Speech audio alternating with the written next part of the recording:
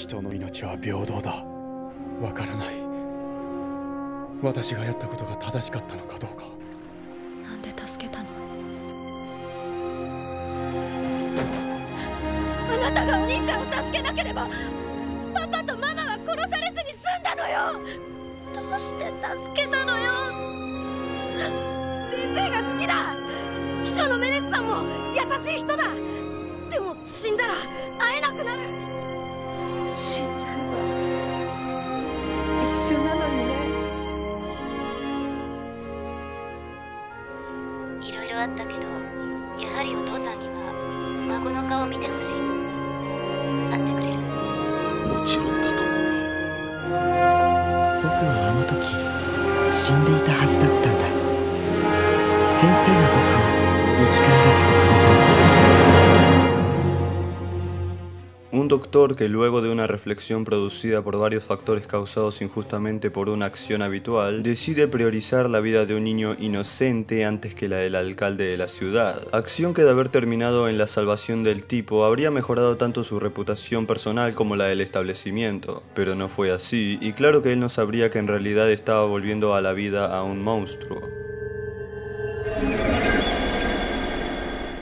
Y es que inicio el video dando una breve descripción sobre la premisa porque es una que considero muy original. Me parece muy buena la ejecución narrativa que posee el primer episodio, porque lo más fácil sería simplificar el tratamiento del mismo haciendo que Tenma opere a Johan de manera directa sin tanta contextualización previa. Si estuviéramos ante un mangaka más precipitado, el primer episodio tranquilamente podría haber iniciado donde termina y finalizado como el segundo, pero esto no ocurre porque estamos ante un emisor que se toma el ritmo correcto para contar una historia. Lo que recibimos es la presentación del protagonista, personajes que importarán, información sobre su enorme estatus social y el prometedor futuro que ve con ojos expectantes. Básicamente vemos que tiene la vida resuelta, pero esto es solo desde la superficial perspectiva del tercero, porque realmente, ¿qué es todo eso comparado a una ideología inalterable que nadie podrá entender? Sin darse cuenta, por seguir su filosofía, Tenma lanzó el exitoso futuro que le esperaba a la basura. 僕は全てを失ってまで君のオペをしたんだ。そうまでして僕が君を生き返らせたんだから。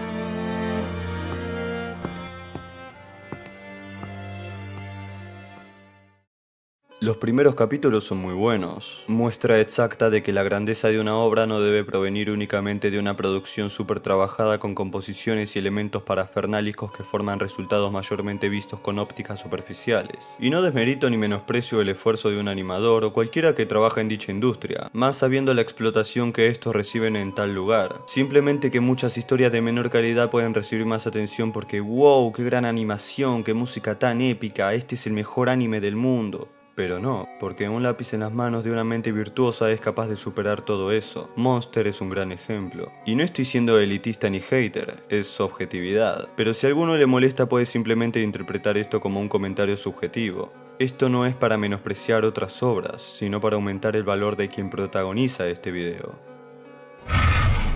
我々は人の命を救う以前に学級の徒。そうだろ？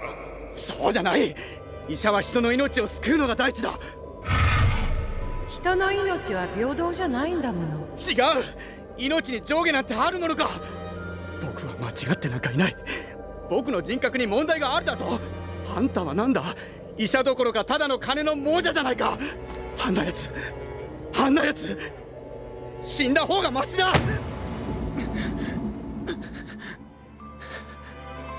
Algo que valoro mucho de Tenma es que en ningún momento muestra señales de arrepentimiento, no siente que hizo lo incorrecto.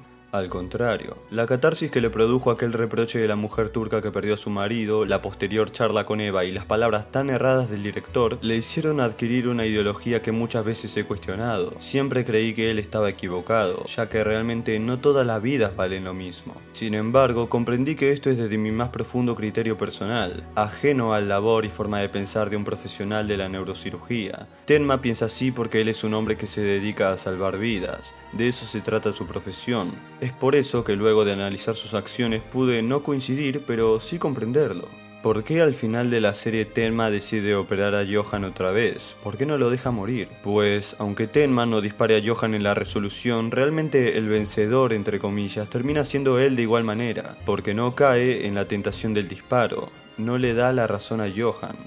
Este último es alguien que confía en la crueldad del mundo. Cuando Johan deja que Milos vaya a buscar a su madre, básicamente lo está invitando a conocer por su propia cuenta la ferocidad que habita de forma natural en todos los humanos. Sus palabras de que quizás su madre no quiso que naciera y todo lo demás, no son más que un impulso que luego catalizará culminando en la verdadera y triste realidad. Johan hace que Milos tome la decisión de suicidarse y ni siquiera tuvo que intervenir en el proceso completo. Él dejó que el niño camine solo en su inocente búsqueda. Confiaba en que, tarde o temprano, él iba a experimentar desde muy cerca la crueldad más extrema. ¿La suya? No, la humana. Un correcto contraste entre el protagonista y el antagonista. Para uno todas las vidas poseen el mismo valor y para otro ninguna vida lo tiene. Uno cree en la bondad y otro en la crueldad. Entonces Johan quiere mostrar lo equivocado que está Tenma, ya que si él lo mata, toda la vida ya no valdrán lo mismo. Y Johan demostrará que hasta el hombre más puro y noble puede quebrantar sus principios morales con un simple disparo a la cabeza. Es por eso que en la resolución la victoria termina inclinándose del lado de Tenma, porque él corrobora su creencia y cura a Johan a pesar de todo lo que hizo. Todas las vidas seguirán valiendo lo mismo para él. Tenma me parece extravagante como figura principal de la obra, y claro que viendo tantos personajes, él puede no ser siempre el centro de atención. Sin embargo, considero que él puede estar al mismo nivel que varios de los protagonistas más aclamados del medio. Contrario a varios de estos protas, Tenma cumple en la trama un rol que en otros animes es tomado como bastante secundario y menospreciado. Me encanta porque él no es el que ataca, es el que defiende. No es el que lastima, es el que sana. No es aquel que combate por medio de la violencia, es aquel que escolta y echa una mano al que necesita ayuda. Lo veremos con una triste faceta la mayor parte de la serie, con problemas de salud por la desnutrición y cambios físicos muy notorios en comparación al inicio. En los primeros capítulos llora intensamente por la muerte del periodista Jacob Mauler, quien recién acababa de conocer, pero llegará un punto en el que estará tan destrozado éticamente que ni siquiera podrá derramar una lágrima por otro que haya sido aún más cercano. Es como si en estas instancias él estuviera perdiendo su humanidad mientras otros la recuperaban, aunque esto no ocurrirá en gran medida. Sabemos que nuestro protagonista no morirá porque él es una pieza clave en el plan de Johan, pero eso no quiere decir que será ajeno al sufrimiento que se potencia cada vez más debido a que provino de un acto de bondad. El niño que antes le hizo adoptar una esperanzadora nueva visión de vida es quien luego le habrá arrebatado todo. Mucha gente siguió muriendo como consecuencia de la salvación de Johan, y sea o no la culpa de Kenzo, está claro que él deberá hacerse responsable, porque el peso de las acciones siempre caerá sobre aquel que menos lo merece. Innumerables veces he leído que Monster es una obra que avanza de forma muy lenta, que tiene capítulos de relleno y que incluye personajes innecesarios, y la verdad es que no podría estar en más desacuerdo. Creo firmemente que todos aportan algo a la historia, diferentes perspectivas, dinamismo, muchos se relacionan directamente con los personajes principales por un suceso que debía cerrarse en algún momento o uno nuevo que es necesario. Y es que hay gente que cree que 74 episodios de anime y 162 de manga es demasiado para lo que aparentemente es encontrar y matar a Johan, cuando no es simplemente eso. ¿Quién es Johan? Los recuerdos de Anna, el Kinderheim 511, la mansión de las rosas rojas, las tres ranas, ¿quiénes pasaron por todos esos lugares? ¿Quién inició todo esto? Hay que hacer que los secundarios interactúen y logren culminar en un cierre, mostrarnos interferencias, dudas y tensión sobre las decisiones de los protagonistas. Monster tiene tanto contenido y todo está hecho con un timing tan correcto que ponerse a cuestionar estas cosas es inútil. Martin sirve para desarrollar a Eva, Richard sirve para guiar a otros al descubrimiento de Johan, Gunther sirve para que Tenma salga de la cárcel, Müller sirve para justificarnos la muerte de los padres adoptivos de Anna y también para presentarnos a Roberto, quien nos muestra cómo es el resultado alquimizado de los crueles experimentos del orfanato. Karl, siendo el hijo de Schuwal, nos trae en pantalla a Johan y más y más y más. Todos cumplen una función importante e incluso más compleja de lo que acabo de esquematizar hace un momento. Y lo más interesante es que la mayoría de estos personajes que aparecen poco tienen algún tipo de relación con otros. El padre del abogado Bardeman estuvo en la mansión de las Rosas Rojas. Margot Langer, la madre de Karl, era la mejor amiga de la madre de los mellizos. Milan es quien trajo a Petro Čapek a Alemania, Lipski es el hijo de Franz Bonaparte, el inspector Weibach fue el primero en investigar la muerte de los Liberts y años después se encontró con un criminal relacionado a Johan. Todos se conectan. Todo es excelente. Por eso considero que los personajes secundarios de Monster son la mayoría muy buenos, a pesar de que algunos puedan ser muy controversiales. Un ejemplo es el Inspector Lunch, quien es mi segundo personaje favorito de toda la obra y considero muy bueno a pesar de las impresiones negativas que genera con el paso de los capítulos. Su obsesión con Tenma es similar a la de L con Light por el hecho de que ambos se encierran en una única posibilidad como negación al hecho de equivocarse, aunque ya sabemos que L sí tenía razón. Me encanta cómo el personaje va alejando su obsesión por Tenma cuando empieza a investigar todo lo que involucra a Johann. Elementos como el cuento del monstruo sin nombre, la mansión de las rosas rojas, quién es Franz Bonaparte, etc. Y es que leía muchos comentarios que afirmaban que él era un inútil solo por seguir a nuestro tan querido protagonista, pero no lo es. Es más, es obvio que si nos pusiéramos en su perspectiva, Tenma claramente parecería el culpable de todo. La muerte de los 3 doctores lo benefician a él, la corbata que encontraron en el cadáver de este tipo es de él, luego se dio a la fuga y bla bla bla. No me digan que Kenzo no parece sospechoso. Por otro lado, me parece muy bien representada como su ocupación, o mejor dicho, su personalidad, lo priva de poder realizar acciones cotidianas con las personas que realmente quiere. Todo esto es un gran reflejo que muchos adultos pueden atravesar en la vida real, y esto para Lunch no es más que un castigo involuntario, algo que por dentro no puede soportar. Porque en su pelea contra Roberto, entre tantos golpes y disparos, las mayores heridas que recibe no son las físicas, sino las verbales. 他の男と暮らしているよ。幸せそうにね。あんたの孫もその男がおじいちゃんだと思ってる。片言喋れるようになってその男のことをおじいちゃんおじいちゃんって。黙れ。会いたいよね。黙れ。孫は可愛く成長している。黙れ。会いたいよね。黙れ。 Otro de los personajes más cuestionables de la obra es Eva, y acá las razones sí que son más justificadas. Entiendo completamente el rechazo de mucha gente hacia ella, pues es una representación exacta de la toxicidad, totalmente superficial, ególatra y materialista. A ver, abandona a Tenma y cuando se da cuenta que no conocerá a nadie igual a él, decide volver a buscarlo a pesar de que ya sea tarde. Obviamente puede ganarse la repulsión del espectador, sin embargo creo que en sus mayores defectos como humano habita su mayor virtud, pues ser una mala persona no la hace un mal personaje. Es más, ni siquiera es una mala persona, sino más bien alguien que por su rol de víctima indirecta de Johann es casi inconscientemente obligada a adaptarse a una rutina diaria perjudicial para su vida, tomando malas decisiones y realizando acciones que fácilmente pueden desatar el rechazo del espectador. Sin embargo, esto no es más que una máscara que oculta esto, un enorme contraste entre ambas facetas, puesto que en realidad no es más que una persona triste que dirige su soledad a los hábitos más negativos. Le duele ser tan hija de puta, pero por el hecho de no encontrar ningún soporte como fuente de motivación, le cuesta aún más hacer las cosas de forma correcta. Muy por dentro es consciente de las cosas que hace y cree que no merece vivir,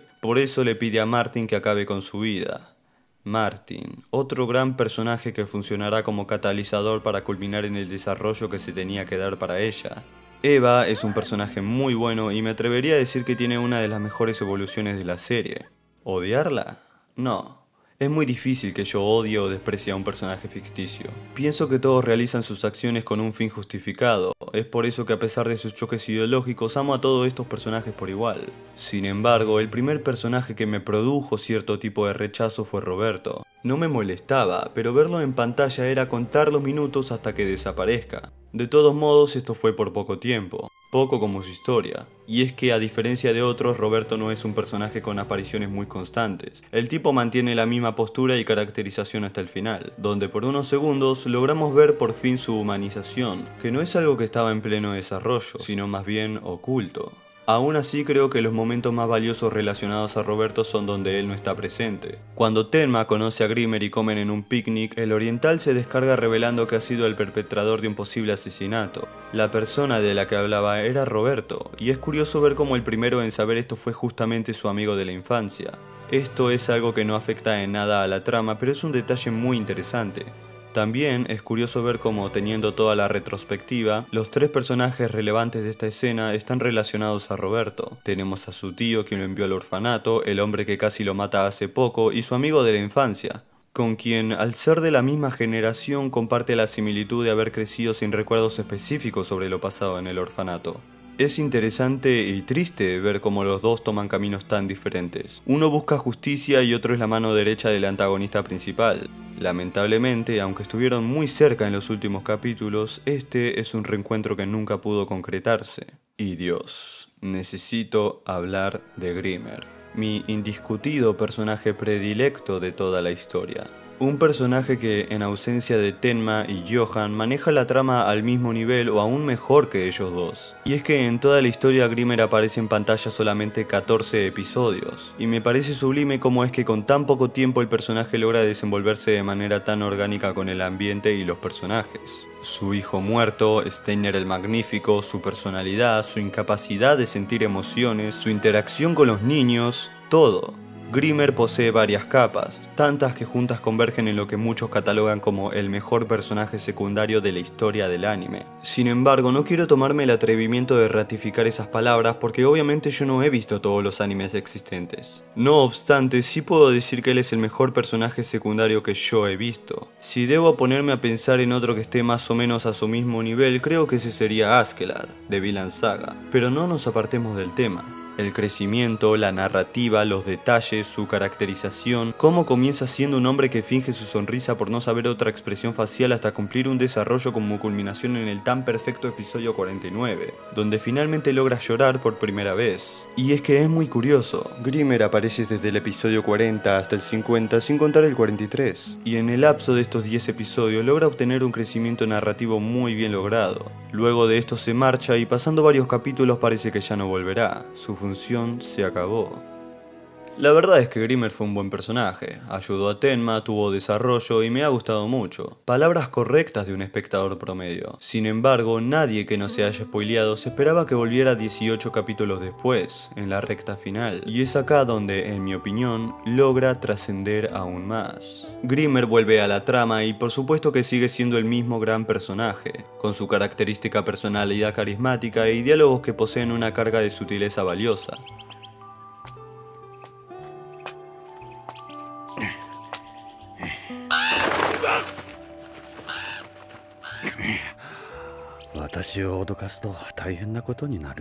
Todos los capítulos del tramo final son excelentes y me encantaría hacer un video hablando de esto. Sin embargo, en mi cabeza, uno de estos capítulos siempre resaltará un poco más que el resto. Y teniendo en cuenta lo que vengo hablando, estoy seguro de que ya pueden intuir a cuál capítulo me refiero. El episodio 71, titulado La ira de Steiner el Magnífico, es mi favorito de todo Monster. No solo por Grimmer, este episodio es espectacular en todo. En apartados técnicos, muy bien. La animación y la banda sonora al nivel de la dirección. Las actuaciones de voz, los momentos, todo está en el lugar correcto. Aunque estos, como ya mencioné, no son más que aspectos suplementarios que mejoran un relato que ya de por sí era bueno. En este episodio vemos a Lunch disculpándose con Tenma después de todo lo que pasó. Vemos a Tenma conociendo a Franz Bonaparte. Anna y Gillen llegan al pueblo. Y lo más importante para mí, vemos la culminación de Grimmer como personaje, llorando por primera vez la muerte de su hijo, algo que de alguna forma lo ataba a una reprensión e inconformidad constante. Aquel hombre que apareció por primera vez sin el sentido de las emociones, al final perece atravesando una mezcla de ellas. Muere conociendo la auténtica tristeza, la auténtica felicidad. Este episodio es en mi opinión un 10 de 10, y sé que hablo sobre este episodio solo porque ahí muere mi personaje favorito. Pero no se confundan, Monster tiene muchos episodios que pueden ser considerados perfectos. El Doctor Tenma, La noche de la ejecución, 5 cucharadas de azúcar, La confesión de Eva, El chico de los jueves, Ejecución, Ángulo muerto, La crueldad extrema, El hombre que vio al diablo, bueno, mucho más que no nombro para evitar extenderme. Le doy enfoque a este en particular porque además de lo anterior mencionado, la muerte es muy buena. Y me encanta el hecho de que un personaje como Franz Bonaparte, el cual era descrito como un ser malvado, incluso un monstruo por palabras de Johan, llore por su muerte. Un quiebre emocional que le recuerda lo perversas que fueron sus acciones en el pasado. Acciones que, dándose cuenta que jamás podrá borrar, le impulsan a darle un último sentido a su vida. Morir junto al monstruo que se lamenta de haber creado. El monstruo que cada uno lleva en su interior, al igual que Grimmer, quien quizás no es alguien que sentía la bondad de forma genuina. quizás jamás se sintió como un humano común. Tal vez siempre se sintió débil, como el protagonista de aquella serie de televisión. Pero algo concreto, algo seguro, es que en la enorme incertidumbre de emociones vacías que lo ahogaban, había una certeza. Algo que lo incitaba a seguir, y eso era obrar por la justicia, luchar para que ningún niño sufra lo que él sufrió. Seguramente por eso se identificaba con su héroe, Steiner el Magnífico. Sin embargo, Grimmer era mucho más que eso, y algo que me alegra mucho es ver que al final aquel héroe ficticio no hizo su aparición, porque a pesar de que al final ambos recuperaron su humanidad, esta vez el héroe de la historia fue otro, un personaje trascendental en esta magnífica historia. Y sin dudas, mi favorito de todos los tiempos, Wolfgang Grimmer. Y escribiendo esto, me puse a imaginar lo bonito que hubiera sido que Grimmer conozca a Dieter en algún momento.